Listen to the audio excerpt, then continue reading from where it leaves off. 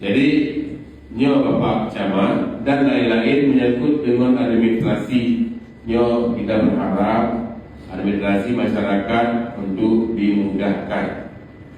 Nyo yang di pulau lebih tertib ya, karena kepulauan lebih fokus, tidak boleh meninggalkan wilayah kerja dengan serta-merta.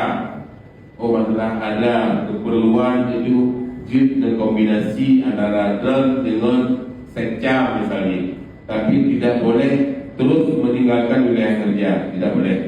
Jadi yang saya jaga demi untuk kemaslahatan masyarakat di pulau. Di pulau dan juga bisa mengawal puskesmas di pulau, menjadi kawal. Jika yang berkekurangan di sana bisa melaporkan ke kabupaten.